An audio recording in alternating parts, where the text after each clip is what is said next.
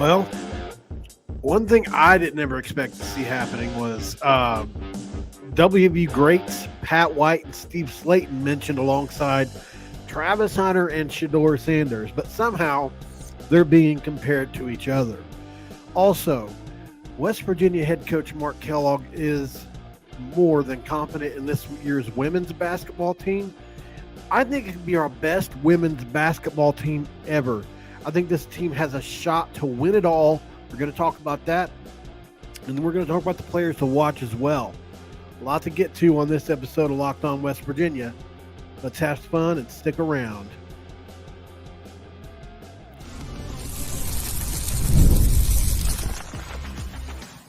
You are Locked On West Virginia, your daily podcast on the West Virginia Mountaineers, part of the Locked On Podcast Network, your team every day.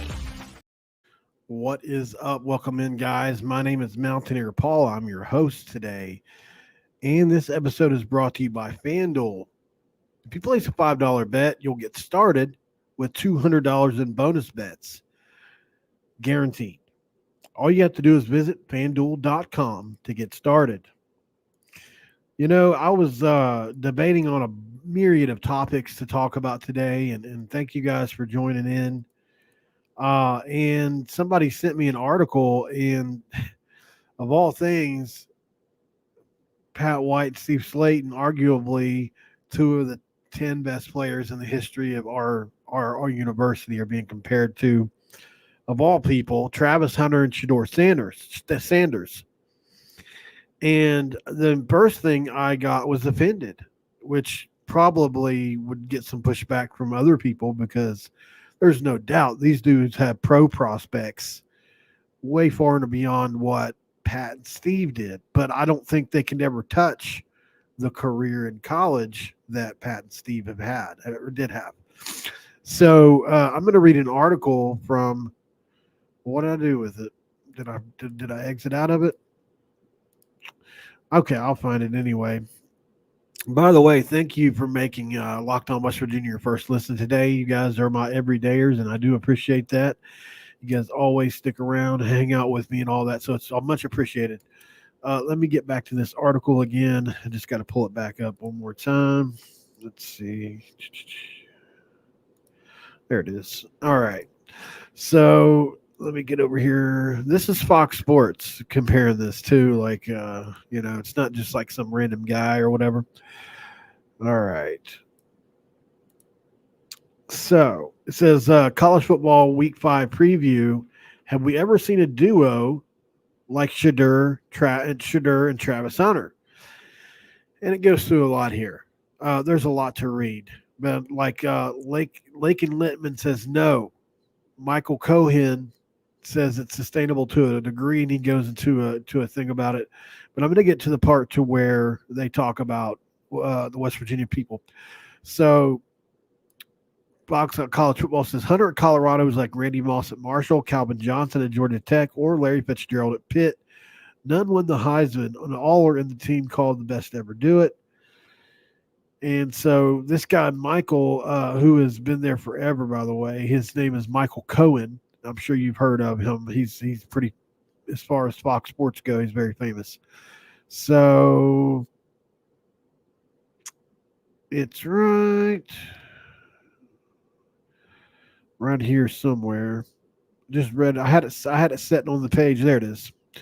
So he says the short answer is no. Given what Hunter is doing on both sides of the ball this season, it's extremely difficult and perhaps impossible to find another duo that is influencing the outcome of games the way he and Sanders are this season.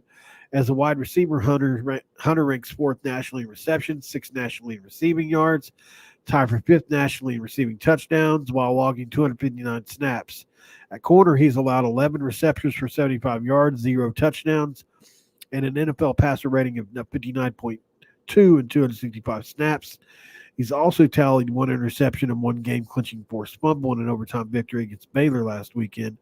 Sanders, meanwhile, ranks 4th nationally in passing yards and is tied for 7th nationally in passing touchdowns while playing behind a shoddy offensive line that is surrendering 15 quarterback pressures per game, according to Pro Football Focus. What they're doing for the Buffaloes is truly incredible. One other historical duo worth mentioning, however, is the quarterback running back tandem of Pat White and Steve Slaton at West Virginia, two players who became synonymous with everything the Mountaineers did on offense under head coach Rich Rodriguez. In 2006, White and Slaton were responsible for more than 79% of West Virginia's offensive touchdowns during an 11-2 campaign that ended with the number 10 ranking in the final AP poll. And then in '07, White and Slaton were responsible for more than 70% of the team's offensive touchdowns during another 11-2 campaign that ended with the number 6 ranking in the final AP poll, but none of them played defense. I found that to be interesting and a little bit offensive, to be honest. And you guys can tell me if I'm out of bounds on this, but I just don't believe that those two had along in the conversation with Pat White and Steve Slaton. That's just my personal opinion. They're going to be better pro players, yes, but two things can be true.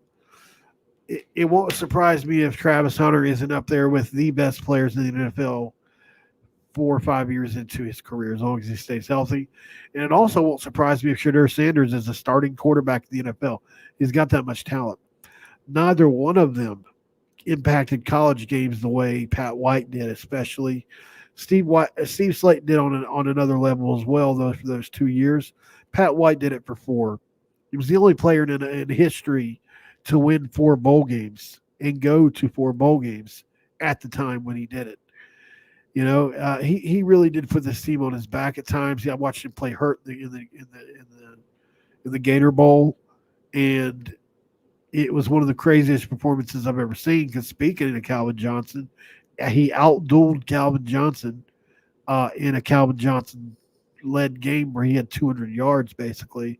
Steve Slaton got hurt, and Pat White had to carry the rock a bunch that day. So, yeah, I don't see the comparison. I mean, usage rate, yeah, I get it, but outside of that, other people had tried to make comparisons, saying that they were better, a better duo. I'm like, come on, get out of here. Rich Finster says 5 bowls for Pat if you count the Senior Bowl. That's true. That's true. He says, hell to the no. There never be another combo like Super Steve and Lightning White. Let's not forget to hit that like and subscribe. I appreciate that, Rich. Definitely appreciate that. I've been going live a little bit too early these last couple of days, but it's all good. No big deal on that front.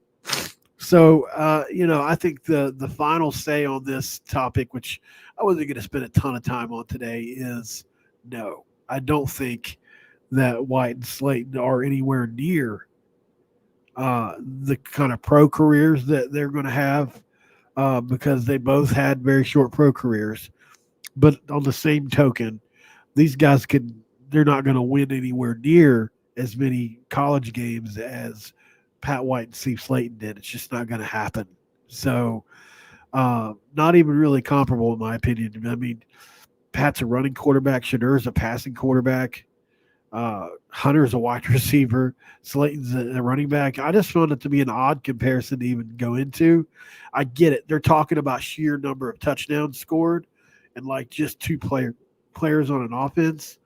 But other people were trying to like go further with the comparison. I'm like, I'm just going to do a video about it just because I want to talk about it. And it's the off week. There's a whole lot to talk about. So something I am excited about, though, for next, this women's basketball team has a chance to be the greatest women's team we've ever had at West Virginia, which isn't a huge stretch since this, I mean, they've made the tournament. They've been in the Big 12 championship. I think they maybe won one under the previous coach. But I'm not going to sit here and act like I was a big Mike Carey guy and followed him year in, year out on the women's side as much as I have last year, and now I'm going to this year. So I'm really excited about that. We're going to talk about that too, and that's next on Locked On West Virginia.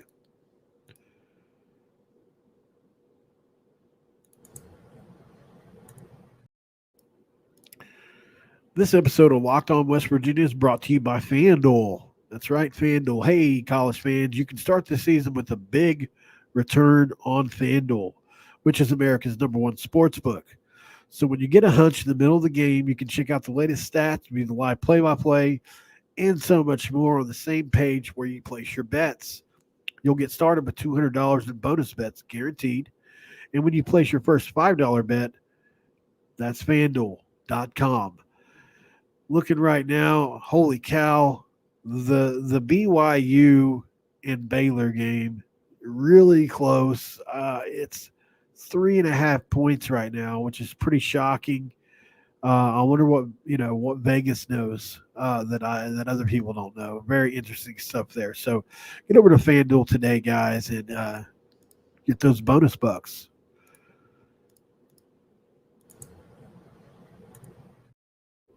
So Mark Kellogg had his press conference yesterday, guys, and if you haven't checked that out yet, I highly suggest doing it. I'm going to find an article really quick on what he said, because I'm not kidding. He's the most competent West Virginia coach I've almost ever seen. Let's see.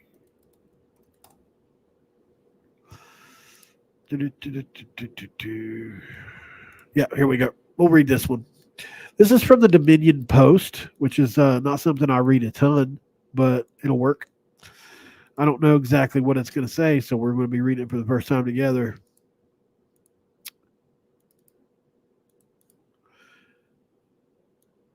Higher expectations followed WVU coach Mark Kellogg. Oh, this isn't behind the paywall. Ah, crap. Probably should have had this ready to go, huh? 8 hours ago, WVU women's basketball lands in way too early top 25. That's not a big surprise. Fresh on the heel of a round of 32 appearance that saw them take Caitlin Clark and nationally acclaimed Iowa Hawkeyes to the wire, West Virginia women's basketball enters the 24-25 season with some of the highest expectations in program history. Although they made the tournament the previous season, the Mountaineers entered 2023 flying under the radar with a brand new head coach, Mark Kellogg. They'll have a tougher time claiming underdog status this year as ESPN has rated them the number 16 team in the country, and they're way too early, top 25. The Mountaineers, who finished 24th in last year's AP poll, will see senior guard J.J. Quinterly, the reigning Big 12 Defensive Player of the Year, who I am so high on, and a two-way star who saw her name floated for a number of national awards, return for her final season in Morgantown. They can also bank in on junior Jordan Harrison, a sharpshooter who actually picked up more steals than Quinterly last season. It's also true. While ESPN brand name carries quite a bit of weight, the rankings are secondary to the traditional Associated Press poll, which won't drop for roughly 3 more weeks. Last year, the week one poll debuted October 17th. Okay, cool. So, and look, they went and picked up a bunch of players out of the portal that Kellogg really likes. He talked about it yesterday. That's what I was trying to find, was a let's see if I can find not seeing it. But yesterday, man, he was so confident. I could play the video, I guess, but I don't have time to really flip through it all. Let's try that one more time. Okay. It's basketball. I'll just go over it like this.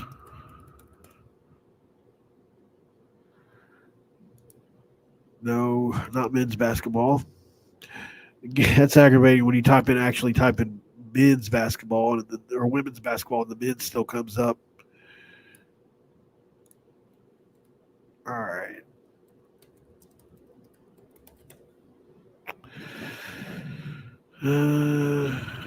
Let's see. Let's see what this is right here. Okay. So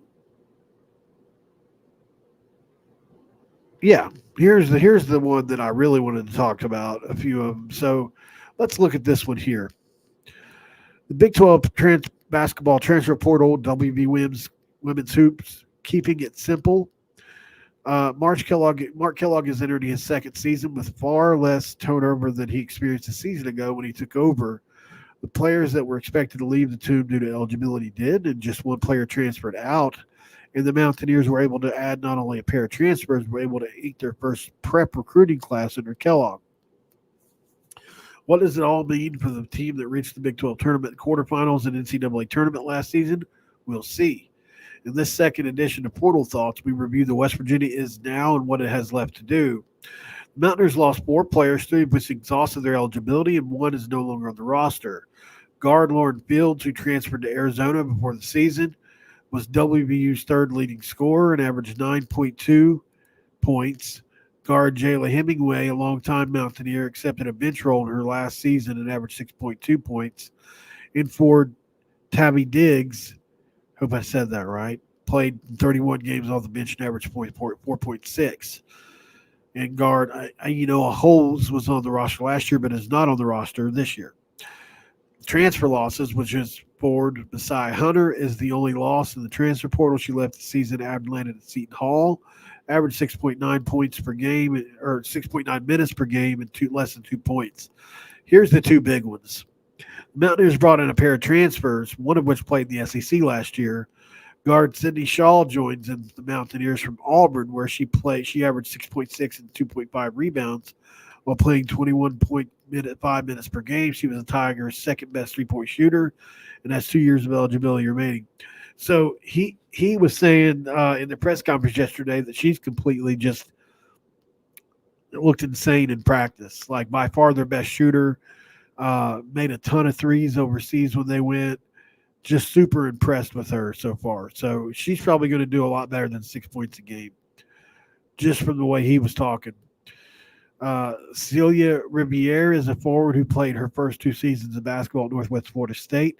Last season she averaged 12 and 6. This is the big rebounding that they really needed from Riviere. She was named an NGCAA second-team All-American while leading Northwest Florida State to a national title, and I've heard great things about her as well. Somebody I had on the show, guard Destiny Agabata from Santiago High School, Moreno, California, was a 4-star player, number 78 in the country. She enrolled early and averaged 19 and 11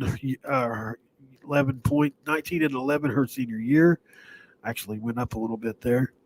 And then Jordan Thomas, who was their third leading scorer, guys. This is a freshman, top 100 player. She scored 1,000 points in her first 3 high school seasons, number 79. So they got the 78 and 79 players in the top 100. So what do they have coming back? Well, altogether, they've got J.J. Quinterly, who may be the best guard in the Big 12 and one of the 3 best in the country, 4 best in the country, somewhere there. Then you've got the best defender in the country, the best guard duo in the country, possibly, and Jordan Harrison and Quinterly. 2 other starters are back from a team that almost beat Iowa, and Kyle Watson and forward Kylie Blackston, who you'll recognize. She's a big blonde-haired girl that is kind of like a stretch for them. 2 other returnees that played last year that are looking for more time. Danielle Agrabu, I can't say her name, and guard Theresa Moore. Guard Ashla Moosberry, redshirted last season after 2 years with South Plains College, and I'll learn all these names as the year goes on. And guard Zaya Nugent is also back after being all last season due to injury. She played for Kellogg and Stephen F. Austin, and this is another player, guys. She was the player of the year in their conference tournament. So this Zaya Nugent kid is going to be another one that's just excellent. They think they're really excited about her as well. So this team has got a lot of pieces. I don't know what he was talking about addressing their rebounding and stuff like that, and I think they did. It will be interesting to see just how much they have addressed it and gotten it back to what Kellogg likes to do, which is play deep and scratch the boards. But they've got a squad. They got a squad that can be really, really good. Somebody I think we can put a lot of support behind, and they've been getting a ton of cash thrown their way. They got $10 million thrown their way. Was it last year or the year before?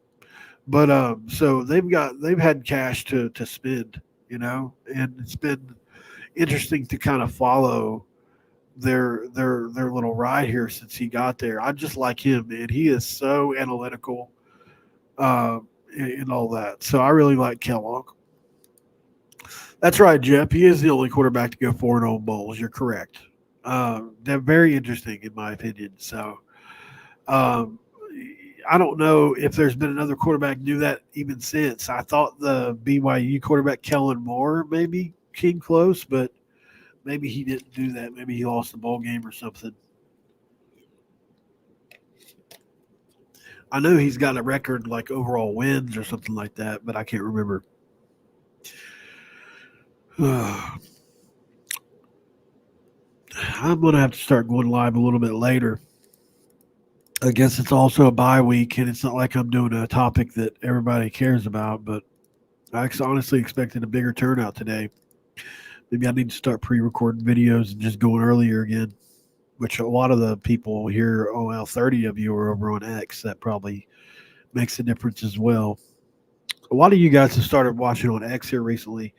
It's weird though. One day I'll have 300 people in here, and then the next day I'll have 30 or 40.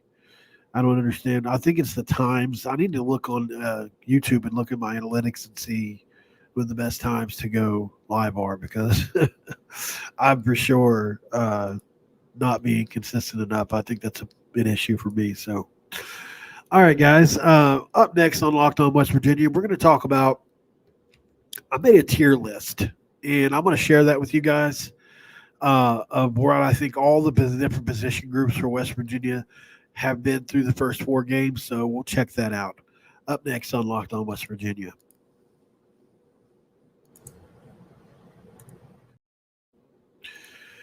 And this episode of Locked On West Virginia is brought to you by Prize Picks. That's right, Prize Picks. Prize Picks is the #1 daily fantasy sports app with over 5 million active members. It's the easiest and most exciting way to play daily fantasy sports. All you do is pick more or less on 2 to 6 stat projections and watch the winnings roll in. Prize Picks invented the flex play, which means you can still cash out if your lineup isn't perfect. You can double your money even if one of your picks doesn't hit, which is very, very rare in the industry. You can now win up to 100 times your money on Prize Picks with as little as 4 correct picks, which is very interesting as well. Players I'm enjoying watching on Prize Picks these days are anybody related with the Steelers, really, or West Virginia. That's just my personal opinion. The people I follow. Tyreek Hill's always fun to watch. Dak Prescott's always does well on the app. Josh Allen, CeeDee Lamb, all those guys do well. But you want to find out for yourself, you should download Prize Picks. Download the app today. Use Locked On College and get $50 instantly when you play 5. That's Locked On College on Prize Picks to get $50 instantly when you play 5. You don't even need to win to receive the bonus. It's guaranteed. Prize Picks, run your game.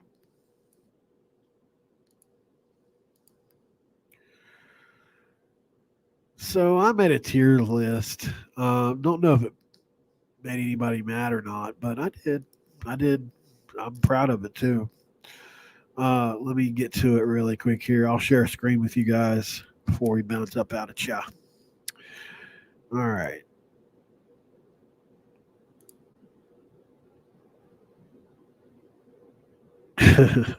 Yeah, that's true. Somebody said Pat White and Steve Slaton never had a 4-win season.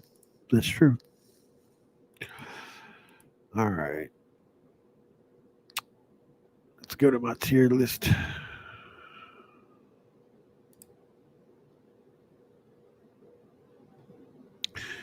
All right, so here's my tier list as far as offensive and defensive, just all the different positions.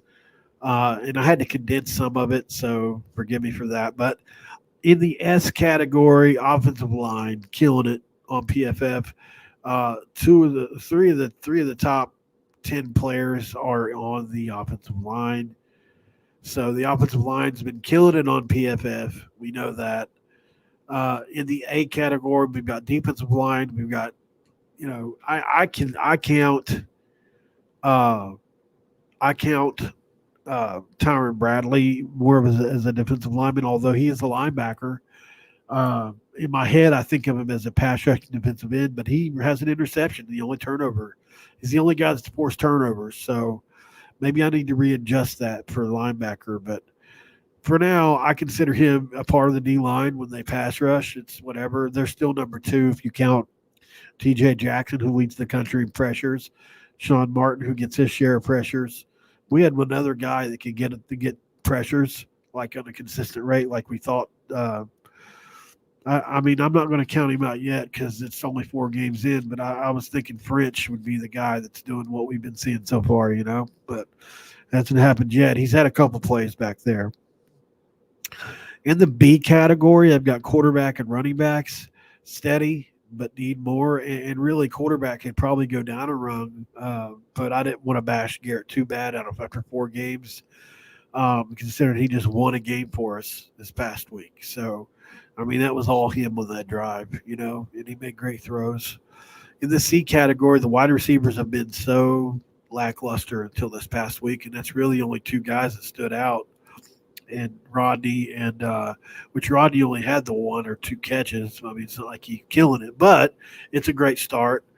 And then you look at what Huddy was able to do, and he's just got to keep doing it. It's a consistency thing. Like, he did this against Duquesne last year. He had 1 big performance and then really just sprinkled in a couple decent ones the rest of the year. Then you look at Hudson Clement's numbers after the year, you're like, oh, he had 30-something catches for 300-something yards, 4 touchdowns as a freshman. That's really dang good. And then you're like, but wait, he did most of that against Duquesne. So I said that all off season. All his stats were against Duquesne, or most of them, right? So I kind of feel like, I want to see a little bit more from Huddy Tuddy, although obviously he's talented. He abused Mello Dotson the other day, no doubt. So, who was a good corner. But I just want to see more, like I said, from those guys. Then you look at the wide receivers and linebackers. Oh, I'm sorry, linebackers, my fault. There's a lot of good and bad there, and I think they went over it on 3 guys before the game today. If you don't watch them, you should. So much good on the run game. You look at it, Reed was doing well before he got hurt. By the way, I had a source tell me Reed's been practicing, so we do expect Reed Carrico to be back. That's from I don't think that's been announced yet, but don't quote me on it. But I was told by somebody that was at practice that he's been practicing. So, and then you look at Trey Lathan and Josiah Trotter, and I think I have to give. You got to give Trey Lathan a solid B for what he's been able to do this year. He hasn't, man. He had some really big flash plays against Pitt and a couple against Kansas, but his pass coverage has been bad, and the same with Josiah. But I think it's just these 2 weeks are going to be so big, guys. I don't think we realize like how big these 2 weeks are going to be. Because a lot of their drops and everything, it's been a lot to do with like their drops at the linebacker spot, just not being in the right zones, right? So obviously it's easy to find space in the zone when you've got.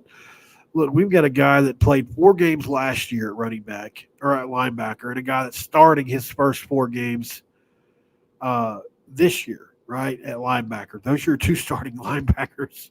Like, there's just no experience there. So we're going to have growing pains, and we played the run pretty well considering that.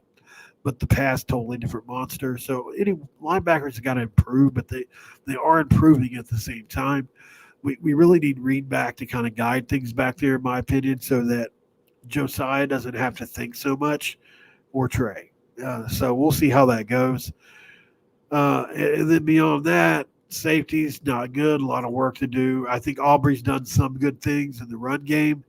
It's been fairly disappointing in the pass game. And then Anthony Wilson somehow become our most consistent, maybe overall defender at the safety spot. But he alone doesn't lift up what has been our worst graded defensive player, Jaheim Joseph, who I thought was going to be good coming out of Northwestern. It just hasn't been. It just hasn't been good. I hope the kid's not watching this or any of them, but, calling it like we see it over here. And then the quarters, or they're bad. It's a huge weak spot. you look at the numbers from last week and you thought, well, we held them to 140 or 100, 180 yards passing. That's great. Until you realize that the defensive line caused so much havoc that they were the reason that a lot to do with it. Not every single play, obviously, but the big reason why we didn't get torched last week was the D line. Jacoby Spells was near the bottom of grades when you look at it. He started. TJ Crandall was playing well, but he got injured. Aiden Garnes, like all these guys have been really disappointing. And then the most disappointing of all has been Hollis, the Northwestern teammate of Jaheim Joseph, who has just been really bad, really, really bad, has been 8 alive this year. So I hate that because I think they're such good kids, but we got to call them like we see them.